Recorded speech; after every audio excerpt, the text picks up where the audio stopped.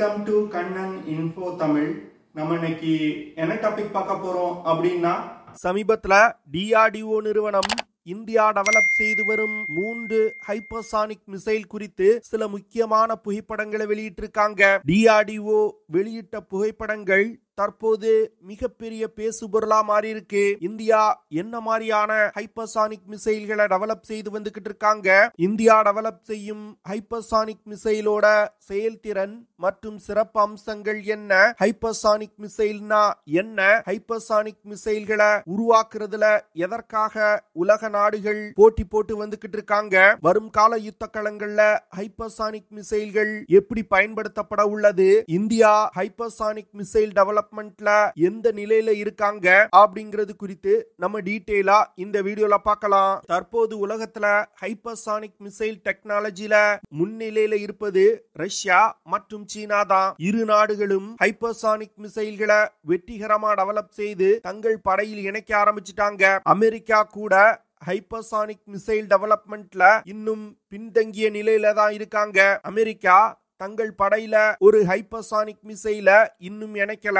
இந்தியாவை பொறுத்த மட்டில் சீனாவிடம் ஹைப்பர்சானிக் மிசைல்கள் இருப்பது ஒரு மிகப்பெரிய அச்சுறுத்தல். ஏன்னா ஹைப்பர்சானிக் மிசைல்கள் ஒரு யுத்த நேரத்துல யுத்தத்தின் போக்கையே மாற்றி அமைக்கக்கூடிய ஆயுதங்கள். இந்த ஆயுதத்தை டெவலப் செய்யறதுல இந்தியா சீனாவை விட பின்தங்கி இருந்தாங்கன்னா வரும் காலத்துல நமது பாதுகாப்பிற்கு ஒரு மிகப்பெரிய அச்சுறுத்தலா இருக்கும். இதனால இந்தியா 2004ல சொந்தமா ஹைப்பர்சானிக் டெக்னிக்கல் டெமான்ஸ்ட்ரேட்டர் வெஹிக்கிளை டெவலப் செய்து வந்துகிட்டு இருக்கோம் அப்படின்னு அறிவிச்சாங்க.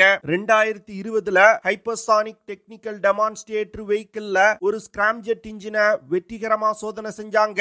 இந்தியா பல வருடங்களா ஹைப்பர்சானிக் மிசைல்களை டெவலப் செய்யறதுக்கு பல்வேறு முயற்சிகளை செய்து வந்துகிட்டு இருக்காங்க. இந்த சூழ்நிலையில சீனா ஹைப்பர்சானிக் தொழில்நுட்பத்துல இந்தியாவை விட முன்னேறி சென்று கொண்டே இருந்தாங்க. இந்த சூழ்நிலையில தான் இந்தியா வெற்றிகரமா ஒரு லாங் ரேஞ்ச் ஹைப்பர்சானிக் மிசைல சோதனை செஞ்சிருக்காங்க.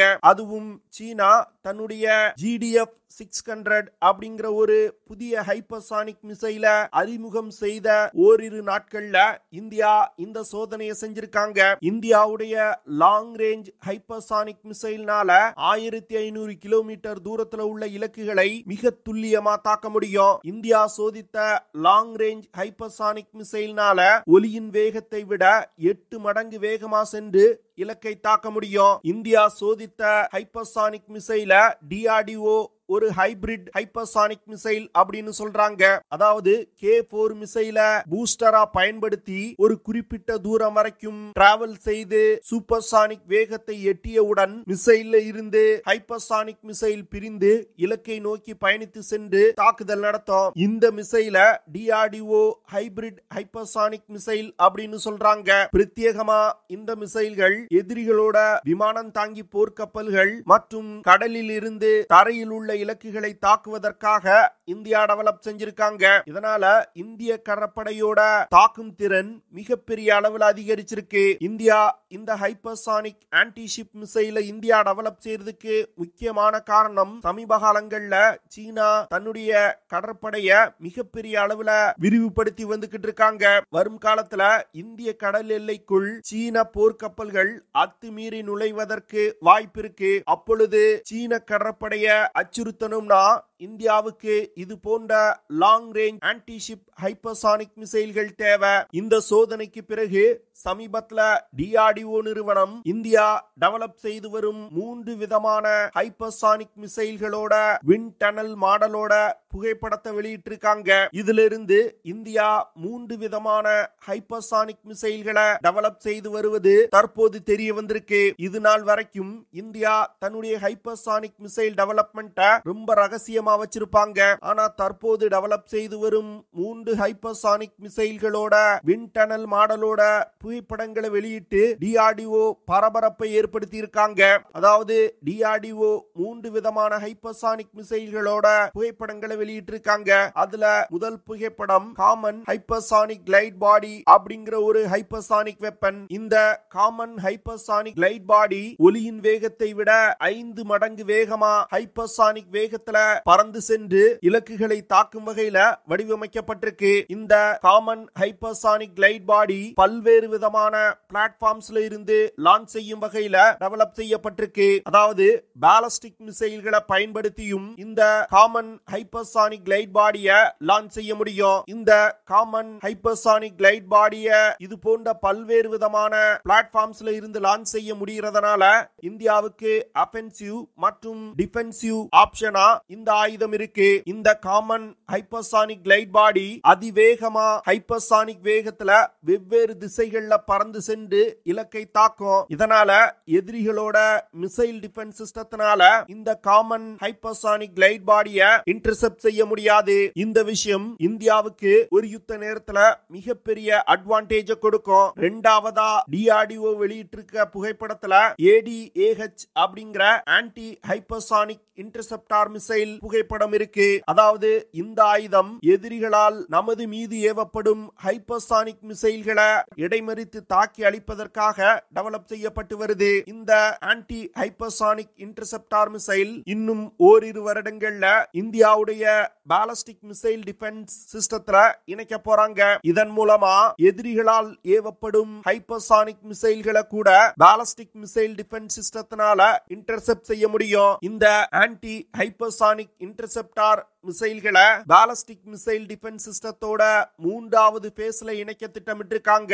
இந்த ஆன்டி ஹைப்பர்சானிக் இன்டர்செப்டார் மிசைல்கள் பிரத்யேகமா ஹைப்பர்சானிக் க்ரூஸ் மிசைல்கள் மற்றும் ஹைப்பர்சானிக் கிளைட் வெஹிக்கிள்களை இடைமறித்து தாக்குவதற்காக இந்தியா டெவலப் செய்து வந்துகிட்டு இருக்காங்க. வரும் காலத்துல இந்தியா மீது ஹைப்பர்சானிக் மிசைல்களை ஏவி சீனா மற்றும் பாகிஸ்தான் தாக்குதல் நடத்தினா இந்த ஆன்டி ஹைப்பர்சானிக் இன்டர்செப்டார் மிசைல்கள் அந்த மிசைல்களை இடைமறித்து தாக்கி அளிப்பதற்கு மிகப்பெரிய அளவில் இந்தியாவுக்கு உதவி செய்யும். இந்த இன்டர்செப்டார் மிசைல்கள் மிகவும் அதிகமான ஹைப்பர்சானிக் வேகத்துல வரக்கூடிய மிசைல்களை கூட இன்டர்செப்ட் செய்ய முடியும். DRDO மூன்றாவதா வெளியிட்டிருக்க புகைப்படம் சமீபத்துல இந்தியா சோதித்த long range anti ship hypersonic மிசைலோட புகைப்படம். இந்த சோதனை சீனா மற்றும் பாகிஸ்தானுக்கு மிகப்பெரிய பயத்தை ஏற்படுத்தி இருக்கு. ஏன்னா இது நாள் வரைக்கும் இந்தியாவுடைய ஹைப்பர்சானிக் மிசைல் ப்ராஜெக்ட் ரொம்ப ஸ்லோவா போய்கிட்டு இருக்கு அப்படின்னு நினைச்சாங்க.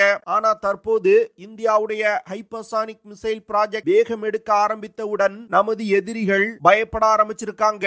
இந்த long range anti ship hypersonic மிசைல்கள் இந்திய கடற்படையோட தாக்கும் திறனை மிகப்பெரிய அளவுல அதிகரிக்கும். இதிலிருந்து DRDO மூன்று விதமான ஹைப்பர்சானிக் மிசைல்களை டெவலப் செய்து வருவது தற்போது வெளிவந்திருக்கு. அதனால வரும் காலத்துல இந்திய படையில பல்வேறு விதமான ஹைப்பர்சானிக் மிசைல்கள் பயன்பாட்டில் இருக்கும்.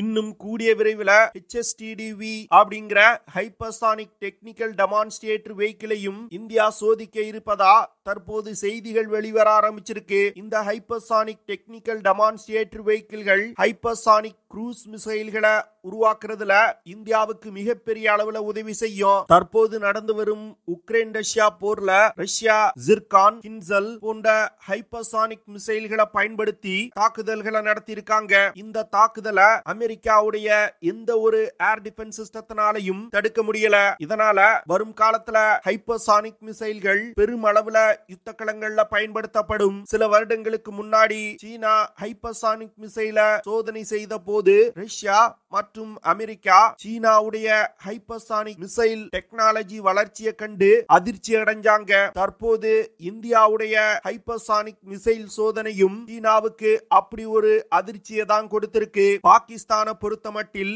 இந்தியா மூன்று விதமான ஹைப்பர்சானிக் மிசைல்களை டெவலப் செஞ்சு வந்துகிட்டு இருக்கோம் அப்படிங்கிற விஷயத்தை ஓப்பனா தற்போது வெளியிட்டு இருக்கிறதுனால பாகிஸ்தானும் ஹைப்பர்சானிக் மிசைல்களை டெவலப் செய்ய முயல்வாங்க. ஆனா பாகிஸ்தானுக்கு ஹைப்பர்சானிக் மிசைல்களை உருவாக்கும் அளவுக்கு இன்ஃப்ராஸ்ட்ரக்சர் கிடையாது. இதனால சீனாவிடமிருந்து ஹைப்பர்சானிக் மிசைல்களை வாங்கி தங்கள் படையில் இணைக்க முயற்சி செய்வாங்க. சீனாவை பொறுத்தமட்டில் இந்தியாவுடைய ஹைப்பர்சானிக் மிசைல் டெவலப்மெண்ட்டுக்கு பெருசா ரியாக்ட் செய்ய மாட்டாங்க. சீனாவுக்கு இருக்கக்கூடிய ஒரே ஒரு பயம் அக்னி 5 மிசைல் தான். ஏன்னா அக்னி 5 மிசைல்ல MIRV அப்படிங்கிற multiple independently targetable reentry vehicle தொழில்நுட்பம் இருக்குது. இந்த தொழில்நுட்பம் உலகின் வெகு சில நாடுகள்கிட்ட தான் இருக்குது. இந்தியாவுடைய அக்னி 5 மிசைல் தான் சீனாவின் முக்கியமான நகரங்களை தாக்கும் திறன் கொண்டது. அதனால இன்டர்கான்டினென்டல் பாலிஸ்டிக் மிசைல் டெவலப்மெண்ட்ல இந்தியா ரேஞ்ச அதிகரிச்சாங்கன்னா சீனா ரியாக்ட் செய்வாங்க. சமீபத்துல கூட இந்தியா நடத்திய அக்னி 5 மிசைல் சோதனை குறித்து யுஎன்ல சீனா கண்டனம் தெரிவிச்சாங்க. ஆனா தற்போது இந்தியா டெவலப் செய்து வரும் ஹைப்பர்சானிக் ஆயுதங்கள் குறித்து பேச மாட்டாங்க அப்படின்னு நான் நினைக்கிறேன். ஆனா பாகிஸ்தானுக்கு ஹைப்பர்சானிக் மிசைல கொடுப்பதற்கு சீனா முயற்சி செய்வாங்க. அடுத்து அமெரிக்காவை பொறுத்தமட்டில் ஹைப்பர்சானிக் மிசைல் டெவலப்மெண்ட்ல அமெரிக்கா பின்தங்கி தான் இருக்காங்க.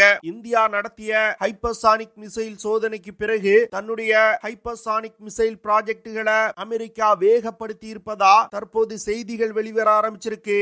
ஆக்கஸ் ஒப்பந்தத்துல இருக்கக்கூடிய ஆஸ்திரேலியா மற்றும் யூகே நாடுகளுடன் இணைந்து ஹைப்பர்சானிக் டெக்னாலஜியை டெவலப் செய்யறதுக்கு அமெரிக்கா முயற்சி செய்யறாங்க.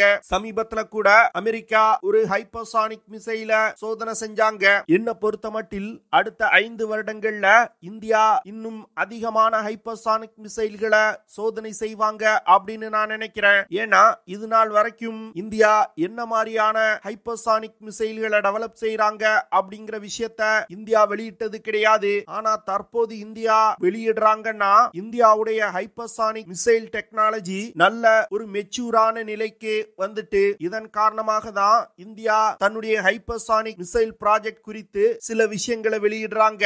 இந்தியாவிடம் ஹைப்பர்சானிக் மிசைல் இல்லைன்னா வரும் காலத்துல சீனாவுடன் ஒரு யுத்தம் ஏற்பட்டால் இந்தியாவுக்கு ஒரு மிகப்பெரிய பின்னடைவா இருக்கும். இந்த விஷயத்தை மனதில் வைத்துதான் இந்தியா ஹைப்பர்சானிக் மிசைல் டெவலப்மெண்ட்ல தற்போது அதிக முனைப்பு காட்டி வந்துகிட்டு இருக்காங்க. ஓகே ஃப்ரெண்ட்ஸ், நம்ம வீடியோவோட நிறைவு பகுதிக்கு வந்துட்டோம். இதெல்லாம் தான் நான் உங்ககிட்ட ஷேர் பண்ணணும் அப்படின்னு நினைச்ச விஷயங்கள். ஐ ஹோப் நான் ஷேர் பண்ண விஷயங்கள் உங்களுக்கு பிடிச்சிருக்கும்னு நினைக்கிறேன். அப்படி பிடிச்சிருந்துச்சுன்னா ஷேர் பண்ணுங்க, லைக் பண்ணுங்க, கமெண்ட் பண்ணுங்க. மறக்காம நம்ம சேனலுக்கு சப்ஸ்கிரைப் பண்ணுங்க. See you in the next video. Jai Hind.